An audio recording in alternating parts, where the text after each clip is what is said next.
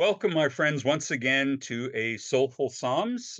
We are on Psalm 93. I said the 90s were excellent. There are many, many wonderful things to see. This is not going to be a long presentation. 93 is a short psalm, but it has some interesting things going on, probably reflecting the history of the psalm. So I'm going to call attention to those almost immediately. And we're just going to explore this one. Certain of the phrases and images will sound familiar to you. This is used again in Jewish liturgy, so you've probably heard this at one service or another. And we're going to hit, pretty soon, we're going to hit the Psalms that are used during the Friday night Kabbalat Shabbat service. So we're going to be visiting some familiar friends along the way. But let's talk about Psalm 93. Psalm 93 has absolutely no superscription to it. It has been identified by Gunkel and other later scholars as what they call an enthronement psalm. In other words, a praise of God as King of the universe. Um, there is a superscription in the Greek which says for the Sabbath or the eve of the Sabbath. That apparently was added on, or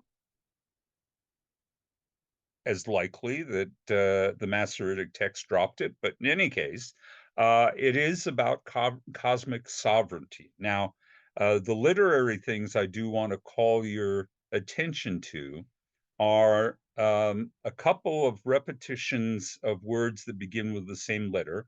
We would call that alliteration. Alliteration is a relatively late development in biblical poetics, suggesting that this is a late psalm, maybe under Greek influence. It's hard to say.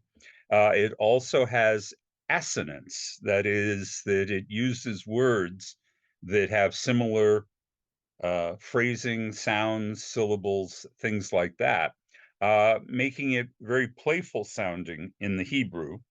And again, this may be a late development, but regardless, let's go ahead and take a look at this psalm and get familiar with it. So it begins, as I said, an enthronement psalm. It starts out with the declaration Adonai is king. He is robed in grandeur. Adonai is robed. He is girded in strength. Now that's a progressive parallelism where it repeats an idea, but then advances it further. We went from robes to girding. So there's a sense of a progressive account going on in it. The image of the robe and the belt or the girdle is probably meant to invoke the image of the night sky, and the Milky Way is the girdle. So it's a wonderful visual analogy going on there. And for those of us who don't spend each and every night in an unlit world with uh, full skies where we see all the constellations very vividly and we can see the Milky Way in the background, it doesn't strike us immediately. But for the ancients, it would have leapt out at them. And then it goes on to talk about the sub-celestial world. The world stands firm, it cannot be shaken. Your throne stands firm from of old.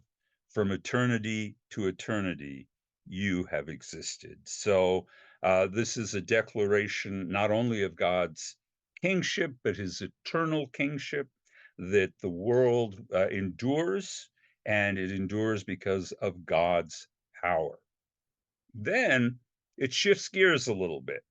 And here the translators play a little trick with us. We'll talk about it in just a second. Going into verse 5, they capture the essence of it, but they do make a little revision you should be aware. The ocean sounds, O Lord. The ocean sounds its thunder. The ocean sounds its pounding. Again, a progressive parallelism.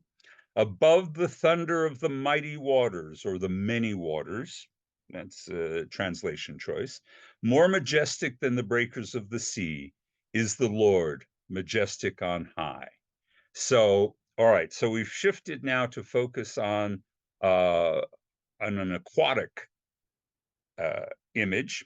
And really, this very much invokes the traditions of earlier Psalms, which talk about God's presence over the waters or God being expressed through thunder and lightning. But the point is that God is above all of that, suggesting a slightly higher theology. Again, maybe a little bit later psalm. The tricky thing here is that the word that they're translating as oceans is neharot, which literally means streams or rivers. What's the difference here between streams and rivers and the ocean? It's tricky. The main thing I would have to say is the rivers in general embody the sort of cosmic vitality of the world. The choice of ocean is a justifiable one, and I think because of the cosmic nature of this theme, uh, translating Naorot as oceans is justifiable. But I just want you to be aware that it talks above the rivers. Maybe what it's talking about is currents, streams in the ocean. Certainly, our ancestors, or at least the seamen, would be aware of the fact that there are sea currents that would move their ships and affect their ability to move. So maybe we can square the circle here in that regard. All right. So picking up on four. Above the thunder of the mighty waters, more majestic than the breakers of the sea, is the Lord majestic on high. Your decrees are indeed enduring.